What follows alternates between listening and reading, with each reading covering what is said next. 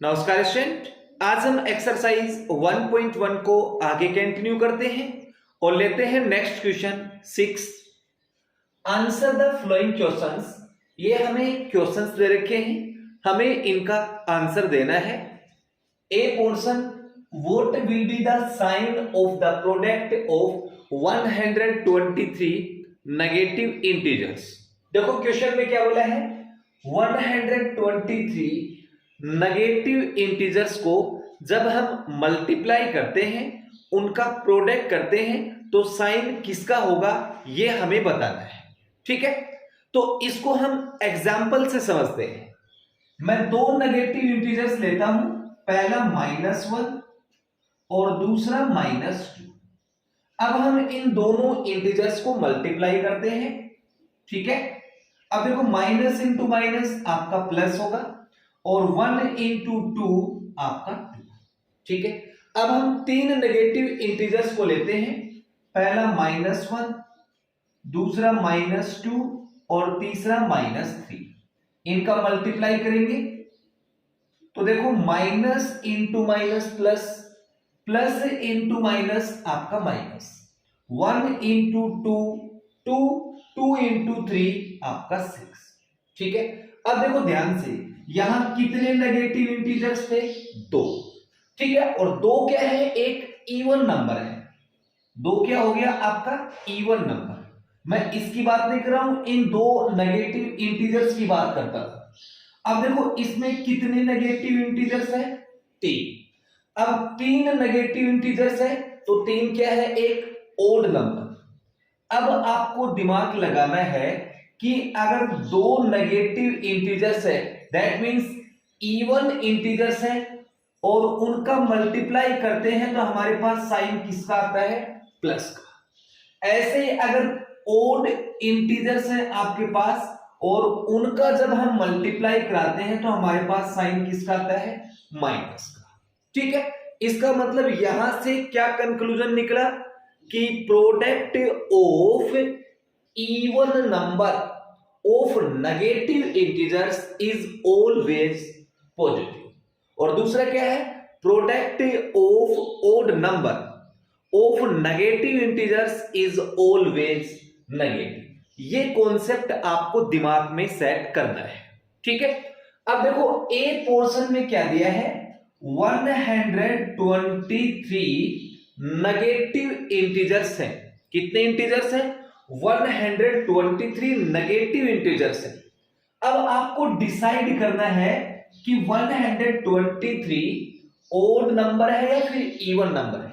तो सीधी सी बात है, ये क्या है? Odd number. तो साइन किसका आएगा? माइनस का आएगा। तो पहले वाले का आंसर हो जाएगा नेगेटिव। ठीक है, अब हम सेकंड पोर्शन लेते हैं। If 16 positive integers are multiplied together, what will be the sign of the product? ये तो बिल्कुल सिंपल है, जब सभी इंटीजर्स पॉजिटिव हैं तो उनका साइन ऑलवेज पॉजिटिव ही रहेगा।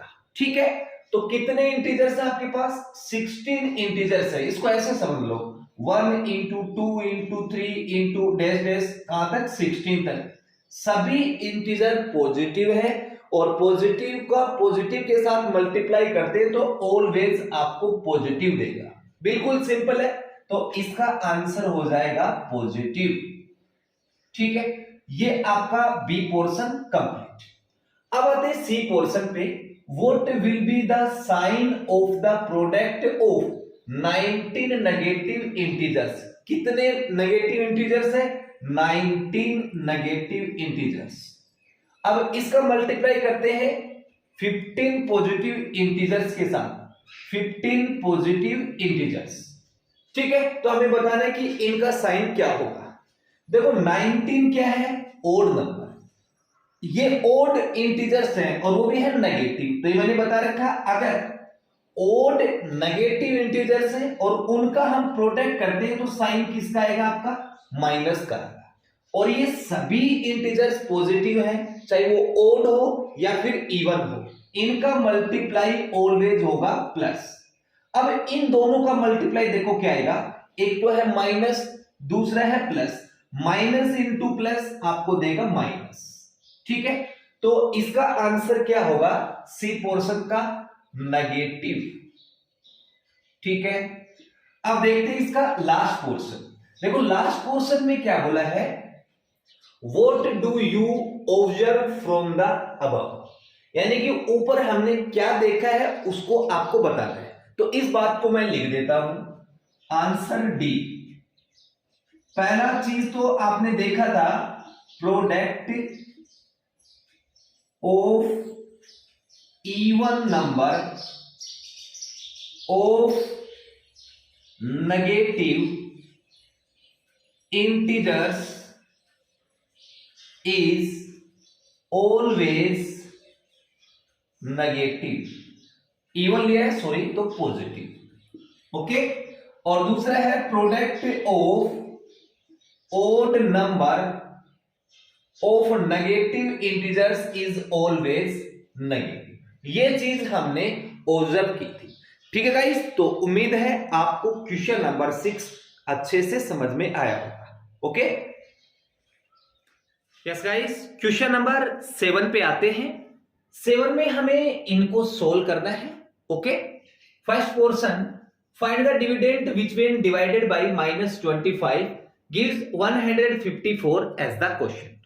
अब इस क्वेश्चन को आपको कैसे सोल्व करना है, तो छोटी क्लासों में हमने डिवाइड करना सीखा था, तो उसके बेसिस पे हम इस क्वेश्चन को बड़े इजीली तरीके से सोल्व करेंगे। मान लो हमारे पास कोई नंबर है 9, ठीक है, और 9 में हमें डिवाइड करना है 4 का, तो हम 4 की टेबल बोलेंगे, 4 2 जा 8, और 8 को माइनस करेंगे, हमारे पास आ जाएगा 1। ये हमारा डिवाइड कंप्लीट। अब मेरे को चेक करना है कि जो हमने डिवाइड किया है वो राइट है या फिर रॉन्ग है। तो उसके लिए हम कैसे चेक करते थे, पहले 9 को लिखते थे और 9 के इक्वल 4 इंटू 2 और प्लस में आपका 1। 9 के इक्वल अगर 9 आ गया तो हमारा डिवीजन बिल्कुल करेक्ट है। तो 9 इजिकल टू 4 2 जा 8 प्लस 1 9 आ गया। इसका मतलब हमारा डिवीजन बिल्कुल करेक्ट है। अब इस चीज को देखो, मैं आपको ऐसे समझा देता हूं। जो हमारा 9 है ना, उसको हम बोलते हैं डिविडेंड। 9 को क्या बोलेंगे, डिविडेंड। और जो 4 है उसको हम बोलते हैं डिवाइजर। ओके, और 2 को हम बोलते हैं कोशेंट। ओके, और नीचे जो बचा है 1 उसको हम बोलते हैं रिमाइंडर। ओके, अब देखो यहां से हमारे पास देखो क्या चीज आती है, 9 क्या है आपका डिविडेंड, तो मैं लिखूंगा यहां dividend is equal to 4 into 2। 4 क्या है डिवाइजर और 2 क्या है कोशेंट, तो इज इक्वल टू होगा डिवाइजर इंटू कोशेंट और प्लस में आपका 1 है, 1 को हम रिमाइंडर बोलेंगे। यह आ गया आपका रिमाइंडर। ठीक है, यहां से हमने ये चीज फाइंड आउट की है। अब इसके बेसिस पे हम इन 3 पोर्शन को बड़े इजीली तरीके से सोल्व करेंगे। ठीक है, चलो ए पोर्शन को लेते हैं। देखो ए पोर्शन में क्या बोला है, फाइंड द डिविडेंड। हमें डिविडेंड फाइंड आउट करना है विच व्हेन डिवाइडेड बाय -25। -25 से डिवाइड है, दैट मीन्स हमें क्या दे रखा है, डिवाइजर दे रखा है। ठीक है, तो divisor is equal to -25। 154 as the quotient, तो कोशेंट भी हमारे पास है, कोशेंट इज इक्वल टू 154। अब इसमें रिमाइंडर नहीं दे रखा है, तीनों पोर्शन में रिमाइंडर नहीं है, तो इसका मतलब हमारे पास जो रिमाइंडर है ना वो 0 है, तो इसको हम नेग्लेक्ट कर देंगे। ठीक है, सिर्फ हमारे पास डिवाइजर और कोशेंट ही है। हमें क्या फाइंड आउट करना है, डिविडेंड फाइंड आउट करना है, और डिविडेंड के इक्वल क्या होगा, डिवाइजर इनटू कोशेंट। रिमाइंडर तो आपका 0 है, तो therefore dividend is equal to divisor, divisor कितना है माइनस का 25 इनटू कोशेंट 154। ठीक है, अब इन दोनों का आप मल्टीप्लाई करेंगे तो हमारे पास क्या आएगा, डिविडेंड इजिकल टू -3850। ये आपका ए पोर्शन कंप्लीट। ओके गाइस, अब हम आते हैं बी पोर्शन पे। देखो बी पोर्शन में हमें क्या क्या गिवन है पहले वो लिख लेते हैं। वेन 3500 इज डिवाइडेड, इसका मतलब इसमें डिवाइड कर रहे हैं तो ये आपका होगा डिविडेंड। ठीक है, dividend is equal to 3500 by an number X. X से डिवाइड कर रहे हैं इसमें तो इसका मतलब डिवाइजर हमारे पास है एक्स। ठीक है, द कोशेंट इज -125। कोशेंट हमें दे रखा है, quotient is equal to -125। Find X, हमें एक्स फाइंड आउट करना है, दैट मीन्स हमें डिवाइजर फाइंड आउट करना है। अब देखो इसकी हेल्प से हम डिवाइजर बड़े इजीली तरीके से फाइंड आउट करेंगे। डिवाइजर के इक्वल में क्या होगा, कोशेंट इसके डिवाइड में आ जाएगा, जबकि रिमाइंडर इसमें है ही नहीं, जीरो ही है। ठीक है ना, तो इसको आप यहां से हटा दो। कोशेंट फाइंड आउट करेंगे तो डिवाइजर इसके डिवाइड में आ जाएगा। अगर आपको डिविजर फाइंड आउट करना है तो कोशेंट इसके डिवाइड में आ जाएगा, और हमें डिवाइजर फाइंड आउट करना है तो therefore divisor is equal to क्या होगा, डिविडेंड अपॉन आपका कोशेंट। ठीक है, तो डिविडेंड है आपके पास 3500 और डिवाइडेड बाय कोशेंट क्या है -125। अब इससे कैंसिल हो जाएगा, हमारे पास आ जाएगा माइनस का 1000। देखो ऊपर प्लस है नीचे माइनस है, तो ये मैंने पहले की वीडियो में बताया था कि प्लस में, ठीक है, प्लस में अगर हम डिवाइड करते हैं माइनस का तो रिजल्ट क्या आएगा आपका माइनस का। तो हमने क्या किया, 3500 में -125 का डिवाइड करेंगे तो हमारे पास आ जाएगा माइनस का 1000। ये हमारे पास आ गया डिवाइजर। अब हम इसका सी पोर्शन लेते हैं। देखो सी पोर्शन में क्या बोला है, what would be the quotient, हमें कोशेंट फाइंड आउट करना है। तो देखो कोशेंट के इक्वल में क्या होगा, C portion quotient is equal to होगा आपका डिविडेंड और अपोन में आपका डिवाइजर। रिमाइंडर तो सभी में जीरो ही था। ठीक है, अब देखो हमारे पास क्या है, what would be the quotient when 22,572 is divided by -80। तो इसका मतलब डिविडेंड है आपका 22,572 और इसमें हमें डिवाइड करना है -18 का। ठीक है, अब इसमें हम डिवाइड कर लेते हैं, 22,572 18 का डिवाइड देखो कितने टाइम जाएगा आपका, 1 टाइम। ठीक है, 4 बच गया और 18 आपका 3 जा कितना होगा, 18 टू 36, 2 टाइम जाएगा 36, 9 बच गया, ऊपर से 7 को लेके आएंगे, 18 5 जा 90। ठीक है, 7 बच गया, ऊपर से 2 ले आएंगे तो 18 4 जा हो जाएगा आपका 72। अब ऊपर प्लस है नीचे माइनस है, तो प्लस में अगर डिवाइड करेंगे माइनस का तो हमारे पास आएगा माइनस, तो ये आ जाएगा आपका माइनस का 1254। ये आपका आ गया क्वेश्चन। ठीक है गाइस, तो ये आपका क्वेश्चन नंबर 7 कंप्लीट, इसको आप नोट करें। यस स्टूडेंट, क्वेश्चन नंबर 8 को लेते हैं। Ramesh completes a game with 1500 points in first round. देखो फर्स्ट राउंड में वो 1500 पॉइंट्स को स्कोर करता है, then he loses 1200 points in second round, और सेकेंड राउंड में वो 1200 पॉइंट्स का लॉस कर लेता है, and completes the third round by scoring 200 points, और थर्ड राउंड में वो 200 पॉइंट्स का स्कोर करता है। What is his final score, तो हमें बताना कि अब उसका फाइनल स्कोर क्या है। बिल्कुल इजी क्वेश्चन है। So final score is equal to score in first round plus score in second round plus score in third round.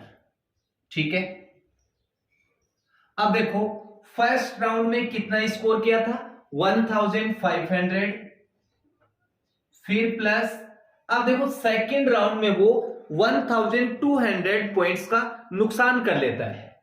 तो देखो लॉस का मतलब क्या हुआ -1200, फिर प्लस थर्ड राउंड में वो 200 पॉइंट्स को स्कोर करता है तो प्लस में 200। अब हम इसको सिंप्लीफाई करते हैं, 1500 प्लस इंटू माइनस आपका -1200 और प्लस में 200। अब देखो ये पॉजिटिव और ये भी आपका पॉजिटिव, तो पहले इनको ऐड करते हैं, 1500 प्लस 200 तो आपका आएगा 1700 माइनस 1200। ठीक है, तो therefore final score is equal to 1700 में 1200 माइनस करेंगे तो आपके पास आएगा 500 पॉइंट्स। ठीक है, तो ये उसका फाइनल स्कोर हो गया। ठीक है गाइस, तो ये आपका question number 8 complete. Yes guys, question number 9 को लेते हैं। An elevator descends into a mine shaft at the rate of 13 metre per minute. देखो क्वेश्चन में क्या बोला है, एक एलिवेटर, एलिवेटर का मतलब हो गया लिफ्ट, एक लिफ्ट, और माइन का मतलब हो गया खान। एक लिफ्ट खान में 13 मीटर पर मिनट की रेट से वो नीचे की ओर उतरती है। If the descent start from 20 metre above the ground level. अब क्या बोला है कि वो जो लिफ्ट है ना वो ग्राउंड लेवल से 20 मीटर ऊपर से नीचे की ओर आती है।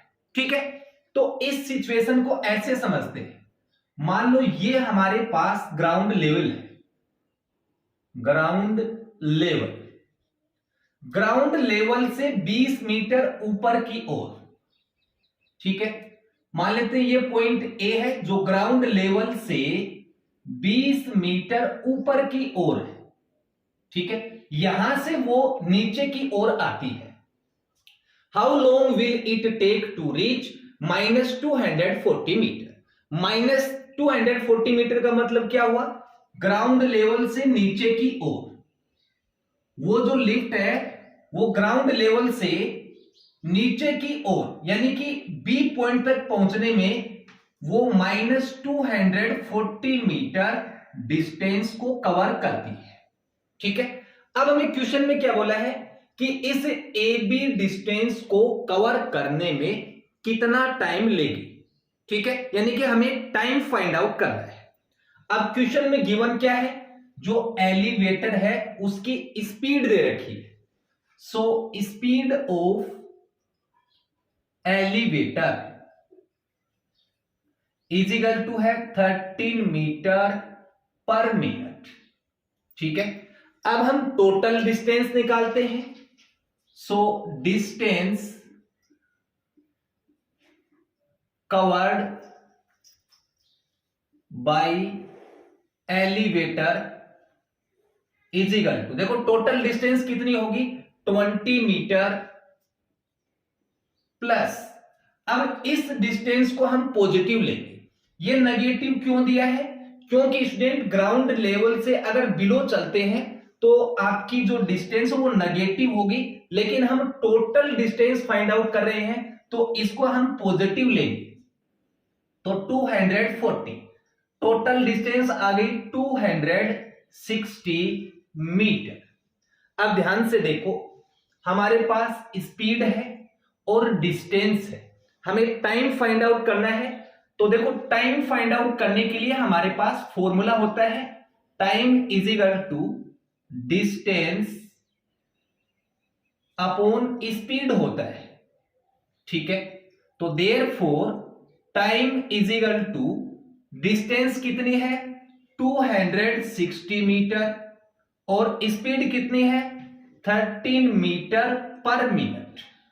ठीक है, अब देखो मीटर पर मिनट का मतलब क्या होता है, मीटर पर मिनट का मीनिंग होता है मीटर अपॉन मिनट, यानी कि ये जो मिनट है ये ऊपर आ जाएगी, तो इसको यहां से हटा देता हूं और ऊपर आएगी तो इसके मल्टीप्लाई में आ जाएगी। अब मीटर से मीटर कैंसिल हो गया, 13 से कट गया ये 20 टाइम, तो मेरे पास आ गया time is equal to 20 minute. ठीक है स्टूडेंट, यानी कि ए बी डिस्टेंस कवर करने के लिए उसको 20 मिनट लगती है। ठीक है गाइस, तो ये आपका question number 9 complete. Yes guys, question number 10 को लेते हैं। A shopkeeper earns a profit of ₹5 by selling one notebook। देखो क्वेश्चन में बोला है एक दुकानदार एक नोटबुक को बेचता है तो उसको 5 रुपए का प्रॉफिट होता है। And incurs a loss of ₹1 by selling an old pen। अब बोला कि यदि वो एक ओल्ड पेन को बेचता है तो उसे 1 रुपए का लॉस होता है।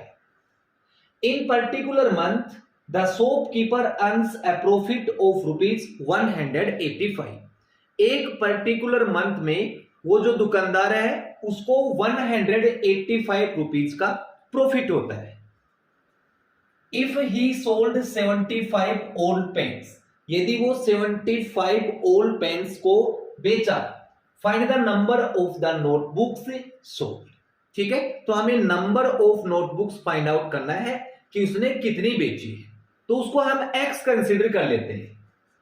सो let the number of the notebooks sold is equal to x। ठीक है, अब ध्यान से देखो, एक नोटबुक को बेचता है तो उसे कितने रुपए का प्रॉफिट होता है? 5 रुपए का। सो by selling one notebook,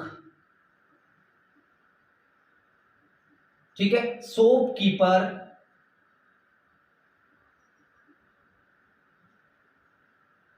earns profit, यानी कि एक नोटबुक को वो बेचता है तो उसको कितने रुपए का प्रॉफिट होता है? 5 रुपए का। ठीक है, और अगर वो x नोटबुक को बेचेगा तो कितने रुपए का प्रॉफिट होगा? 5 into x, that means 5x rupees का। So selling x notebook shopkeeper earns profit is equal to ₹5x। Clear. अब आते हैं पेन पर। अगर वो एक ओल्ड पेन को बेचता है तो उसे 1 रुपए का नुकसान होता है। So again selling one old pen ही इनकर्स लॉस, कितने का होता है? ₹1। तो मैं -1 कर देता हूं। -1 का मतलब उसको 1 रुपए का नुकसान होता है। अब वो कितने पेन बेचता है? 75। तो सेलिंग 75 ओल्ड पेन्स ही incurs a loss is equal to ₹। एक पेन पर 1 रुपए का नुकसान होता है तो 75 पेन पर कितने का होगा? 75 रुपीज का। ठीक है, अब हमें प्रॉफिट दे रखा है। ठीक है, तो देखो total profit is equal to क्या होगा? Profit earn by selling notebooks,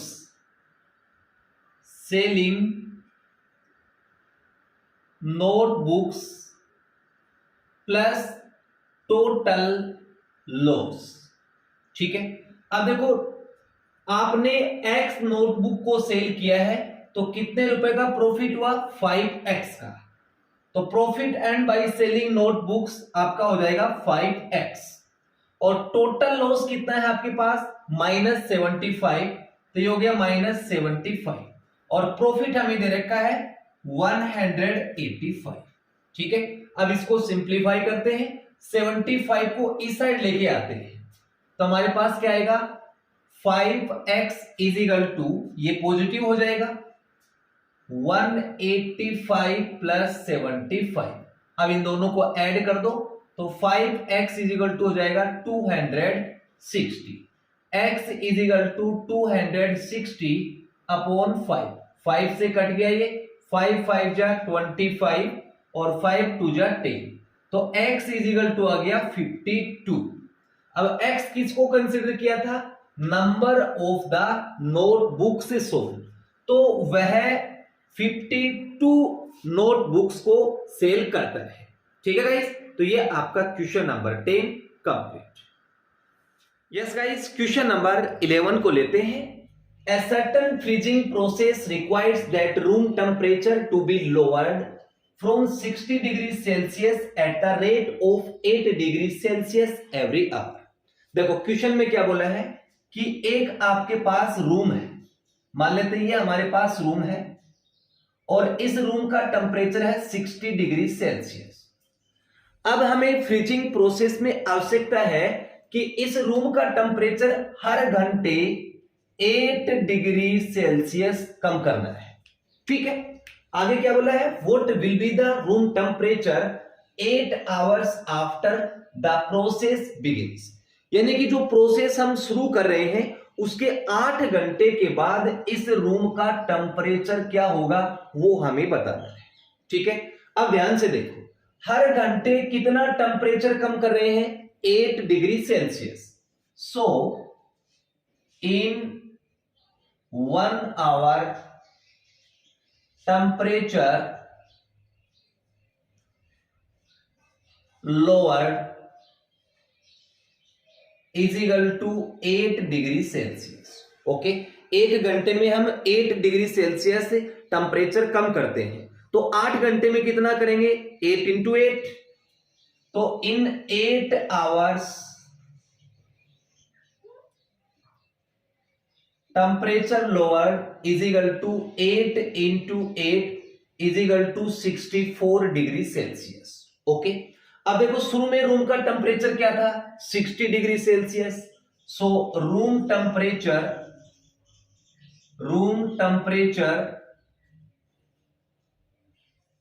is equal to 60 degree Celsius, ये रूम का टेम्परेचर था शुरू में। अब हम 8 घंटे के बाद इस रूम का टेम्परेचर फाइंड आउट करते हैं। So after 8 hours room temperature is equal to 60 degree Celsius में हम माइनस करेंगे 64 डिग्री सेल्सियस। ठीक है, तो हमारे पास कितना आ जाएगा, -4 डिग्री सेल्सियस। ठीक है, ये इसका आंसर आ गया। ओके गाइस, यस गाइस, अब हम एक्सरसाइज का लास्ट क्वेश्चन लेते हैं। In a test there are 100 questions, एक टेस्ट में 100 क्वेश्चंस है। 3 marks are given for each correct answer, प्रत्येक करेक्ट आंसर पे उसको 3 मार्क्स दिए जाएंगे। -1 marks for each incorrect answer, प्रत्येक गलत आंसर पे उसका 1 अंक काटा जाएगा। And 0 marks are given for not attempting the question, अगर कोई भी क्वेश्चन अटेम्प्ट नहीं करता है तो उसको 0 मार्क्स दिया जाएगा। Rakesh scores 190 marks in a test, Rakesh है वो इस टेस्ट में 190 मार्क्स को स्कोर करता है बाय आंसरिंग 70 क्वेश्चंस करेक्टली, और वो 70 क्वेश्चंस का आंसर सही देता है। Find the maximum marks in the test, हमें इस टेस्ट में मैक्सिमम मार्क्स कितने हैं वो फाइंड आउट करना है। And also find the number of incorrect answers given by Rakesh. ठीक है, 2 पोर्शन इसमें फाइंड आउट करने हैं। तो पहले हम फाइंड आउट करेंगे मैक्सिमम मार्क्स को। अब देखो इस टेस्ट में टोटल क्वेश्चन कितने हैं, 100, तो total number of questions is equal to 100, और ईच करेक्ट आंसर पे उसको 3 मार्क्स मिलते हैं। तो marks are given for each correct answer is equal to 3। 100 question है और ईच करेक्ट आंसर पे उसको 3 मार्क्स मिलते हैं, तो 100 पे कितने मिलेंगे? 300। So maximum marks is equal to 3 into 100, that is 300 marks. यानी कि वो जो टेस्ट है वो 300 मार्क्स का था। ठीक है, ये आपका फर्स्ट पोर्शन कंप्लीट। अब हम सेकंड पोर्शन को करते हैं। देखो इसको कैसे करेंगे। राकेश है वो कितने क्वेश्चन को करेक्ट करता है? 70 क्वेश्चंस को करेक्ट करता है। अगर उसके 70 क्वेश्चन करेक्ट है तो उसके कितने मार्क्स होंगे? 3 into 70। So marks for 70 correct answers is equal to 3 into 70। अगर 70 क्वेश्चन उसके करेक्ट हैं तो उसके कितने मार्क्स आएंगे? 210 मार्क्स। ठीक है, लेकिन क्वेश्चन में क्या बोला है कि वो तो सिर्फ 190 मार्क्स को स्कोर करता है। So marks